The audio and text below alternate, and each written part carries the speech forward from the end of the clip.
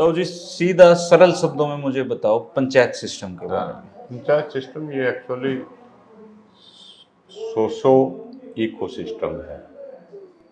इसमें दोनों फंक्शन साथ काम करते हैं। इसकी शुरुआत जो है वो आर्थिक कारणों से हुई है। बरानी सिस्टम एक ऐसा सिस्टम है जिसमें पानी का कंट्रोल करना पड़ता है, बाढ़ के पानी को मोड़ना भी पड़ता है। उसके लिए ज़्यादा आदमी चाहिए। वो ज़्यादा आदमी बैठ करके, वे लोग इंजीनियर तो थे नहीं, लेकिन बैठ करके वो एक योजना बनाते थे कि पानी न मोड़ा क्योंकि उस टाइम फाड़ी नहीं थी, तो उस पानी को मोड़ने के लिए वो क्या टेक्नोलॉजी इस्तेमाल करते, तो नेचुरली वो ज़्यादा आदमियों की टेक्नोलॉजी थी, रात तक लाया। उसके लिए एक व्यवस्था की जरूरत है, वो है पार्टिसिपेटरी डेमोक्रेसी। जी। रिप्रेजेंटेटिव डेमोक्रेसी जो है ये हमारे मतलब की नहीं है। इसको ये तो क्या मैं अच्छा, जैसे मेरी एक दिन ड्यूटी लगी थी खेत खाड़ संवारने की, इकट्ठा से, तो डेमोक्रेटिक वो पार्टिसिपेशन था वो। अच्छा, डेमोक्रेटिक सिस्टम है ये। अच्छा, और क्योंकि भाईचारा था मेरी लादी। उसमें एक भावना आती है हमेशा। अगर आप ढंग से नहीं खोदोगे तो कोई भी बुढ़ा आगा आपने धमका देगा, न्यो खोद जा रहे, आ गया पेंट पहन, न्यो खोद जा रहे, मैं बताऊंगा। तो वो एक निर्देश होता है। ये था, इसी ने पंचायत सिस्टम को मजबूत किया है। वो एक निर्देश होता था और आपका फर्ज क्या था कि ये मेरे सब बुजुर्ग है, मेरे को ये काम की बात बताओ है, यानी आपने उसको सम्मान दिया। ये दोनों जो बातें कोऑपरेट करती है, दोनों मिलकर के पंचायत बनाती है। तो वे बरानी सिस्टम जो है वो लोगों पर निर्भर करता है। लोगों का जोड़ जो करती है वो औरत करती है। वो अपनी आस्थाओं को, व्यवस्थाओं को, अपनी पूजा को, उनके विचारों को पुरुष वर्ग की तरफ धकेल दिया कि भाई हम कट्ठे रहा, तुम भी तो न दाने के ऊपर खाएंगे, न दगीवान के ऊपर भराएंगे। और कोई साधन था नहीं हमारे द्वारा, कोई ट्यूब नहीं था, कोई फाड़ी नहीं थी, तो हम इकट्ठे रह करने इस काम को करते रहे। ये आगे आगे चलती गई और ये हमारी एक सोच बनती है। ये एक सामाजिक सिस्टम भी है जो बचाव करता है। भाई ठीक है, हमारा ताल्लुक है हरिजनों से, बैकवर्ड से, एक ताल्लुक था हमारा, लेन देन का ताल्लुक था, पर फिर भी कोई धंधा ना करे तो मर गिला, तो हमने इकट्ठा होकर जवाब देना पड़ता है। उसके लिए पंचायत सिस्टम बनाया गया। उसके लिए पंचायत, ये हमारा सिक्योरिटी सिस्टम। पर पंचायत सिस्टम में तो हर कोई अपनी बात रख सकता था। हर कोई रख सकता है, कोई नहीं रुकता, वहाँ उसे परमिशन होता है। उसके बाद कोई नहीं कहेगा अंदर ना वर्षण देता, तो उन्हें पीटन का भी जो पंचायत सिस्टम के अंदर कोई डिक्टेटर नहीं होता और हर किसी को सम्मान मिलता है। या मैंने महाभारत का भी उदाहरण दे रखा है। महाभारत को पता है इस सिस्टम का, उसके लेखक को, लेकिन आर्यंस लोग इसे पसंद नहीं करते, हम करते हैं। लेकिन महाभारत के लेखक जाट आर्यन नहीं थे, कई लोग they are not Aryans, they are not, क्योंकि अगर कोई ऐसी बात कहेगा भी तो he have to define it what were they who were the Aryans, उसने ये प्रूव नहीं कर पाएगा। मैं परसों मेरे पास 2 आदमी आए हुए थे, एक बढ़िया था उनमें और उसका पढ़ाने से ही ताल्लुक था, वो ज़्यादा संस्कृत बोलता था, तो उसने कहा कि मुझे एक बात का दुख है, किताब मैंने ये पढ़ रखी है, ले तुम अपने लिए जा रहा हूँ, ये किताब होनी जरूरी है। वे 8 किताब लेके दोनों मिला कर गए। अच्छा। फोन करते रहे, मेरी ले ले, मेरी ले ले, मेरी ले ले, आप गए हो, मेरे से जाया नहीं जाए, सारे ले आओ। हाँ, वे 8 किताब ले गए। तो उन्होंने ये सवाल उठाया था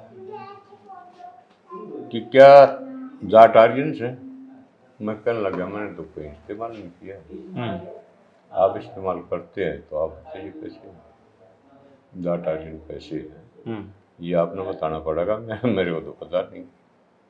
अब उसे दिक्कत होगी, वो अब बता नहीं पाएगा। हाँ, मैंने उसको कहा भाई ऋग्वेद की जो स्टडी है वो मेरी बहुत साउंड है, मैंने इसको 27-28 बार पढ़ रखा है, लेकिन मेरी एक किताब में भी इसका जिक्र नहीं है कभी।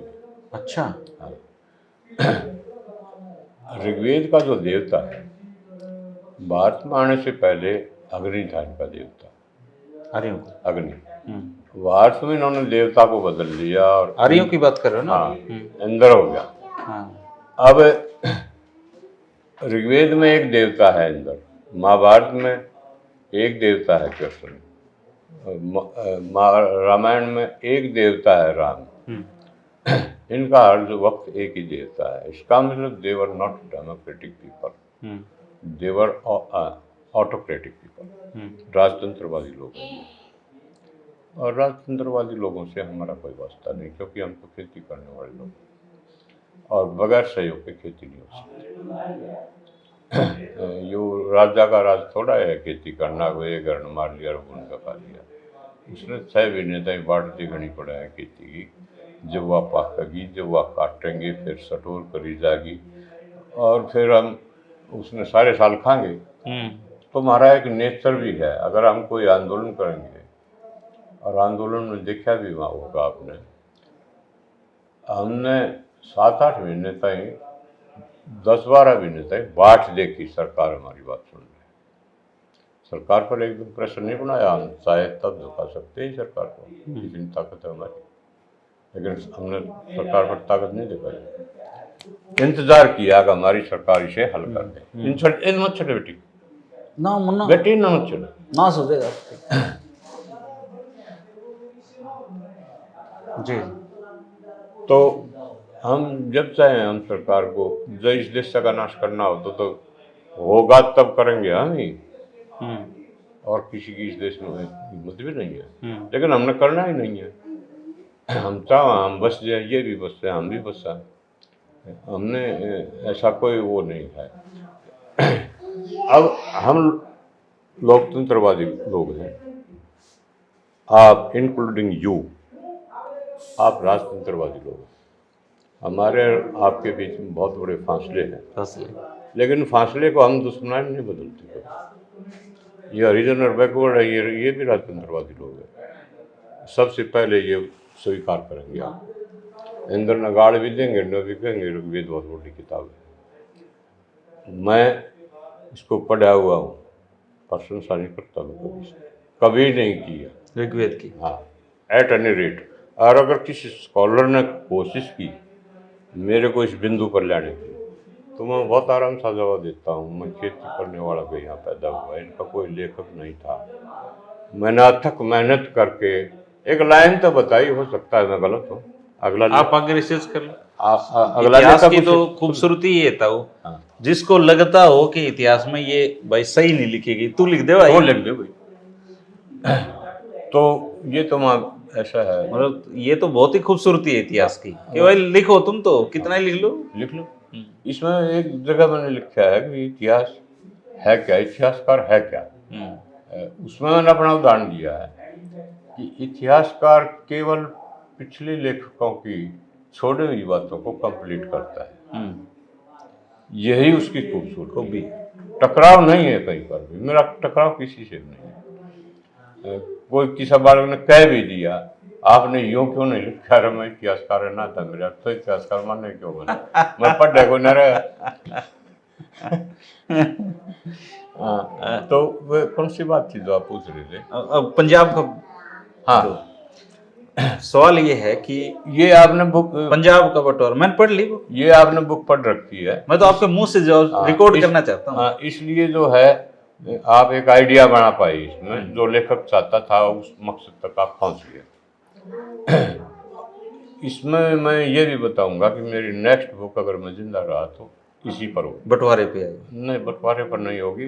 What is the identity of Pakistan. Identity खुद पाकिस्तान में कोई किताब नहीं है। हाँ, it is very big question. Actually Pakistan आज तक स्थापित नहीं हो पाया है। इसकी सबसे बड़ी ये वजह है कि पाकिस्तान के लोगों को अपनी आइडेंटिटी की पहचान नहीं है। पाकिस्तान में एक हैरानी की बात है, आप किसी गांव में गए, लोग आपका स्वागत करेंगे, आपका कोई धर्म हो, कोई दिक्कत नहीं है, बाहर से आया, कहीं से भी आया हुआ, और हरियाणा से आया तो बिल्कुल ऐसे। लेकिन अगर कोई ये पूछे कि ये कौन है, ये नहीं कहेंगे ये पाकिस्तानी है, ये नहीं कहेंगे ये लाहौर दौरे से आया है। हाँ, इसका मतलब there is a fraction of identity in the Pakistani people. वो एक दूसरे को अपना मानते ही नहीं। ऐसा क्यों हुआ? It is the deep question. I want to solve this question.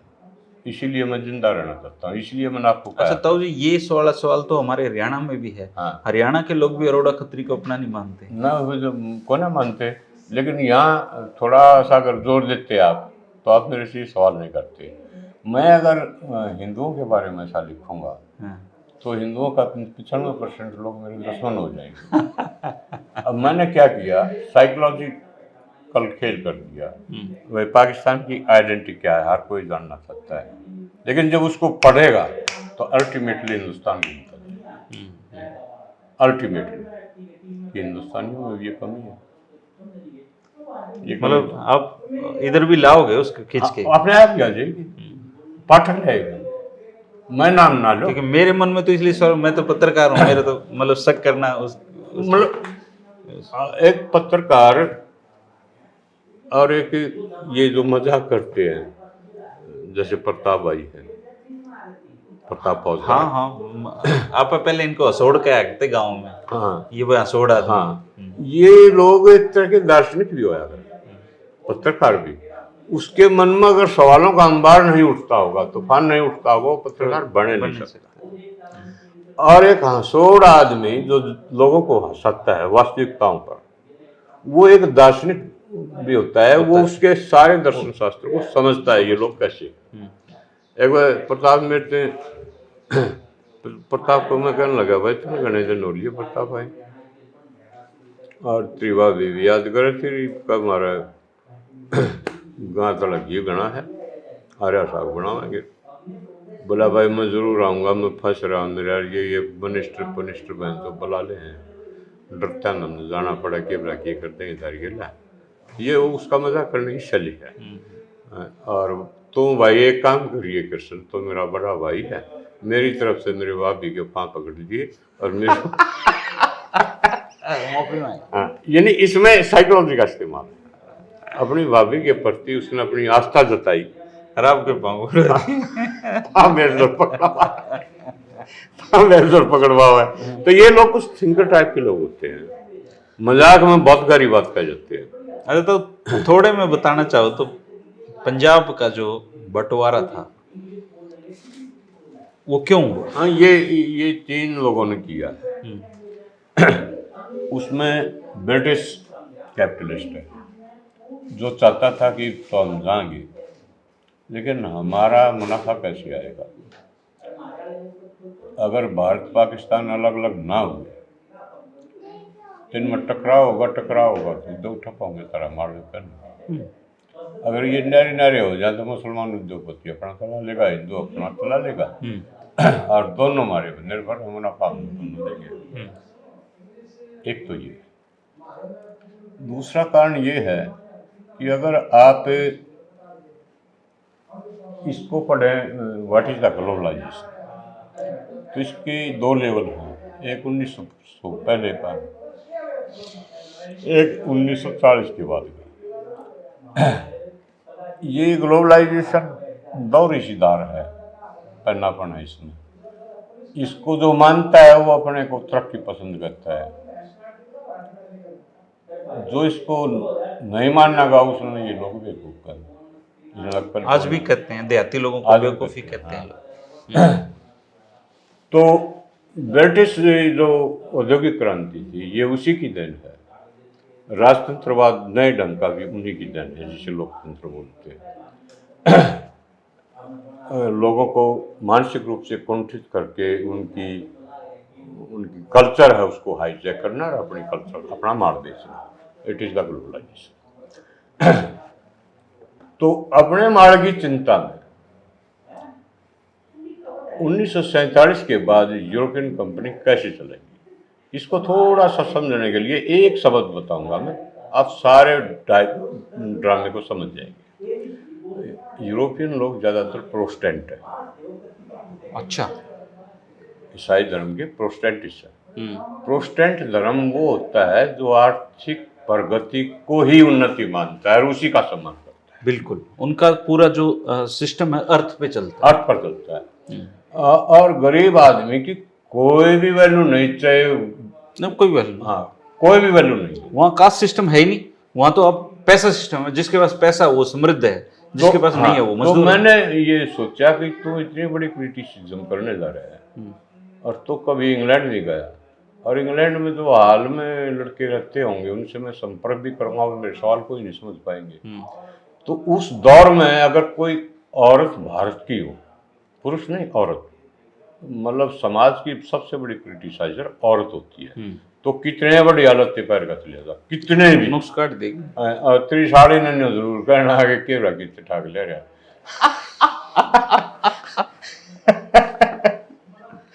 They are the best criticiser. अगर कोई लेखक हो और उसकी किताब मुझे मिल जाए तो उससे मैं ये पता लगा सकता हूँ कि इनकी जो व्यवस्था है, जो वर्गवाद पर आधारित है, वो हमारी जातिवाद से कैसे अच्छी है, उसमें क्या बुराई है, इसमें क्या बुराई है। तो वे मुझे कई लेखक मिल गई, जो थी तो बंगाल की, लेकिन मैंने उसको स्टडी किया और ये पाया कि ये तो अत्यंत दर्दनाक व्यवस्था है।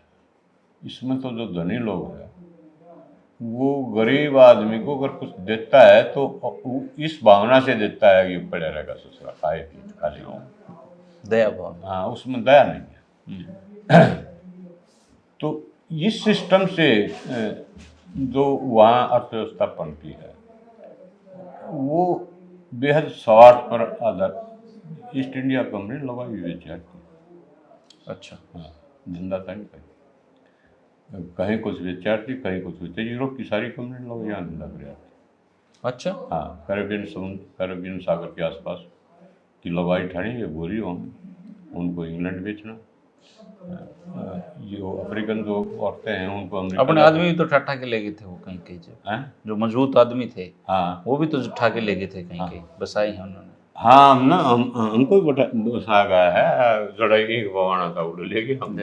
हाँ, अफ्रीकन औरतों को भी ले गए, वे सस्ती मजदूरी पर मिलती है। फिर पंजाब में तो जो छोटराम थे ना, हाँ, यूनियनिस्ट पार्टी की वजह से थोड़ा उन्होंने या रणनीति बदली थी पंजाब में। तो पंजाब में जो मैंने इसी किताब में डाटा पढ़े हैं। हाँ, अब आजादी तक तो मतलब वहाँ पे ना हिंदू महासभा थी, ना कांग्रेस थी, कोई भी तो नहीं। इनकी शहरों में एक दो सीट आया करती कोई, बस इनको मान्यता ही कुछ ना थी। तो ये तो पंजाब का बंटवारा, इसी भी पे तो आपने कहा कि ये बंटवारा पंजाब का था। ये पंजाब का बंटवारा था, पंजाब के लोगों द्वारा करवाया गया, कैपिटलिस्टों का काम था। कैपिटलिस्टों का। और देहाती इंक्लूड नहीं थे इसमें? नहीं, देहाती को तो पता ही नहीं था। मैंने खुद भी सर्वे किए हैं।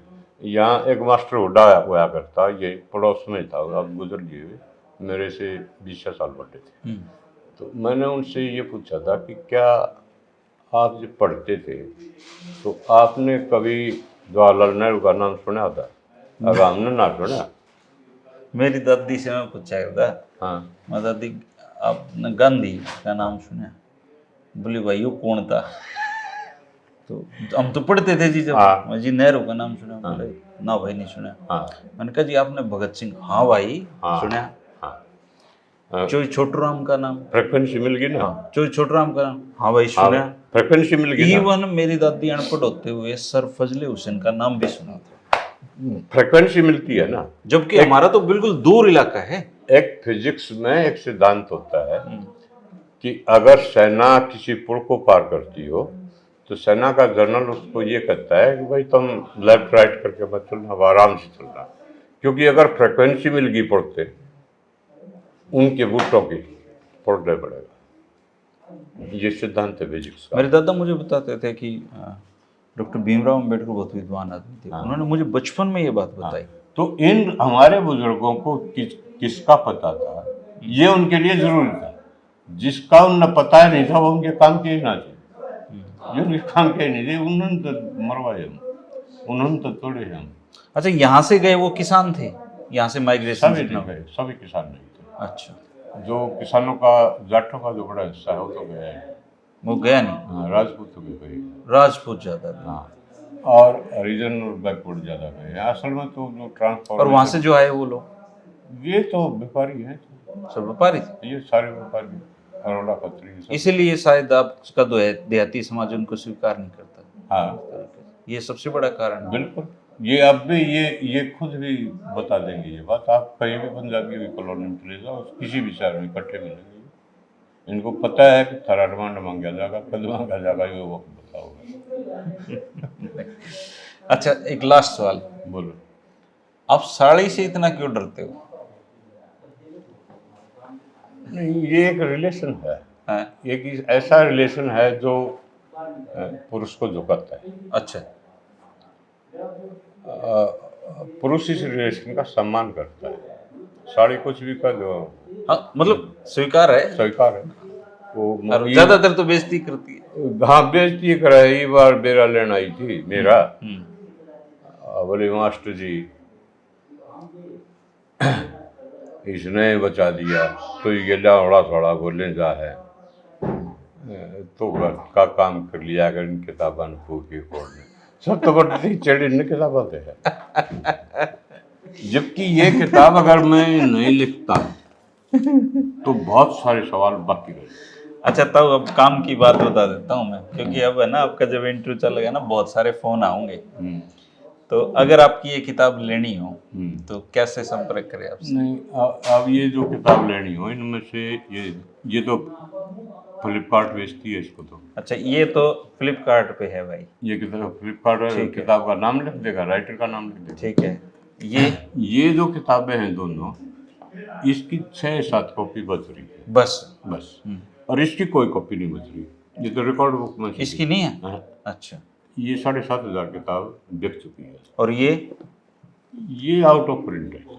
तो ये इनका प्रिंट निकलवाओ आप। नहीं, इनकी जरूरत नहीं है, ये किताब आने के बाद इसकी जरूरत नहीं, एक्सपेंशन है। हाँ, ये 2 किताबें, ये जो 2 किताब है ये मिल जाएंगी। कब मिलेंगी कि उनको आप मेरा फ़ोन नंबर दे दें, मैं उनको अकाउंट नंबर दे दूंगा। लेकिन जिस टाइम 50-50 किताब के एडवांस ऑर्डर हो जाए तब छुपाओगे आप? तब वहाँ, क्योंकि मेरा एक डर है ना, अब मान लिया मैं 100 किताब छपवा भी दूँ, वो घर मैं मर जा तो ये तो बेच ना सकते। इन न तो मेरा एक नहीं, ये सौदा के हैं। सही बात। तो मैं क्यों लोड डाल कर जाऊँ? 50 किताब के एडवांस पैसे आ गए, उसमें मैं ये बता सकता हूँ, मैं ये किताब बुक कर दी। उनके हैं भाई पीछे आ रहे हैं। अच्छा, इनकी क्या कीमत है? इसकी ये कीमत है जो डाक समेत, इसकी कीमत है 850 रुपये। इसकी डाक समेत 300। दोनों कंबाइंड किताब है, एक दूसरे की पूरक है। अच्छा, हाँ, एक किताब पढ़ने का कोई मतलब नहीं। चलो भाई, ये थे हमारे ताऊ कृष्ण चंद्र दैया जी। मेरा भाई इनको काका कहता है, लेकिन सच्चाई ये है कि उम्र के हिसाब से ये मेरे ताऊ ही लगते हैं, क्योंकि मेरे पापा से बड़े हैं रिश्ते में। बाकी रिश्ते होते हैं प्रेम के, ये सच्चाई है। जहाँ प्रेम है वहाँ सब कुछ है। ताऊ को ब्रेन एमरेज हो गया था, लेकिन ताऊ बिल्कुल चने जैसे हैं। अब ताऊ की जो बोड़िया है, उन्होंने ताऊ के लिए एक चादर दी है, केसी दी है। वो भाई भी आया हुआ है, और सोनीपत से शिवजोत सिंह पहल भाई भी आए हुए हैं। उनके साथ मिलकर हम इनको उड़ाएंगे। तो वो आपने हमसे बातचीत की, जिसके लिए आपका शुक्रिया। और मैं बहुत विद्वान पत्रकार नहीं हूँ, तो वो तो पता है कि एक विद्वान आदमी यही कहेगा और क्या कहेगा। लेकिन फिर भी मैंने कोशिश की आपकी ज़िंदगी में आपने जो लिखा है उसमें झांकने का। अब एक बार थोड़ा सा आप और स्वस्थ हो जाओगे तो आप फुर्सत से, इत्मीनान से सर्दियों में छत पे बैठ के बात कर लेंगे। ठीक है ना? क्योंकि इसमें बहुत सारे सवाल ऐसे हैं जो अभी मैं नहीं चाहता कि आप उनका दिमाग पे जोर लगा के मुझे जवाब दो। मैंने जानबूझ के छोड़ दिए वो सवाल। वो हो सकता है कि मैं अभी दे भी ना पाऊँ। तो वो सवाल मैं पहले आपको लिख के भेजूंगा, फिर आप उसकी तैयारी करना, फिर आप उसका जवाब देना। दोस्तों, ताऊ का नंबर मैं दे दूंगा कमेंट में। आपको अगर ये किताबें चाहिए आप मंगवा सकते हो। निश्चित तौर पर आपको किताब पढ़ के, मैंने ये किताब पढ़ ली है, मैंने ये किताब भी पढ़ ली है। इसकी ताऊ जी कह रहे हैं अब जरूरत नहीं है, तो सिर्फ मेरे इनका ये पढ़ना बाकी है, तो ये भी पढ़ लेंगे। और अब हो गया है हमारा अलविदा कहने का टाइम। मिलवाता रहता हूँ मैं आपको ताऊ जी जैसे विद्वान लोगों से। आप कमेंट करें इनकी बातचीत आपको कैसी लगी, और अगर किताबें चाहिए तो आप इनको फ़ोन कर सकते हैं। ताऊ जी राम राम, शुक्रिया।